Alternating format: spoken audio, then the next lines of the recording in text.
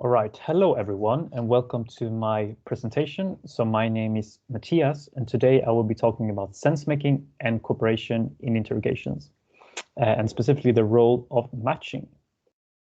But first, what is sensemaking then? Well, sensemaking relates to a model that was developed by my supervisor, Paul Taylor, back in 2002. And he looked at crisis negotiation interactions, and he found that when people spoke during those interactions, they tended to frame their messages around one of three main motivational frames. And these were instrumental, relational, and identity. So when people frame their messages around instrumental frames, they largely answered questions about what, when, how. So basically factual information. When people frame their messages around relational motivations, they tended to either build up the relationship they had with the other person, so saying things like thank you, or attacking the other person and breaking down the relationship. So saying things like piss off or I don't like you, for example. Finally, when people frame their messages around identity concerns, they spoke about their fears, their worries, their needs and values, and so on.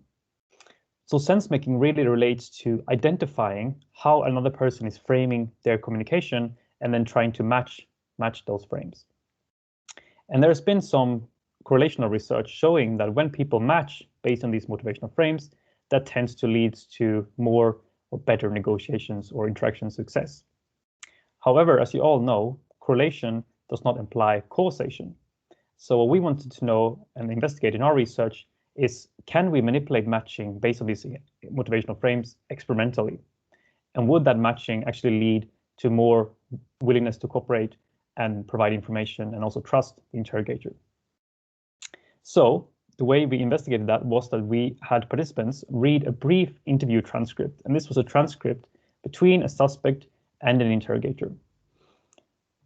We then told them during this interaction to please imagine being the suspect. So while you're reading this transcript, please put yourself in the suspect's shoes and think about how you would experience things from their perspective, basically. The full design looks like this. So we have a matching condition where the suspect and the interrogator completely matches based on these motivational frames. And we have a non-matching condition where they do not match. We also crossed that with either an interaction that was more cooperative in nature and also interaction that was more competitive in nature. Finally, we asked participants whether they were willing to cooperate with the interrogator, whether they felt understood by the interrogator, whether they were willing to identify with the interrogator, and finally, whether they trusted the interrogator. So what did we find? Well, first of all, we found that a friendly and positive interaction led to higher willingness to cooperate, feeling more understood, identify, and trust the interviewer. So there was a main effect here of the orientation that the suspect and interrogator took to the interaction.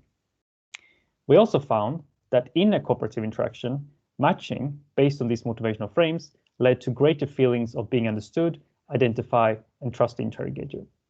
So this would suggest that matching is a positive thing and leads to positive outcome variables in this case. However, we also found that in a competitive interaction, matching actually led to less cooperation and identification with the interrogator. So in other words, there was an interaction here between matching and the orientation that the suspect and interrogator took towards the interaction. That's all I have for you today. Thank you for listening.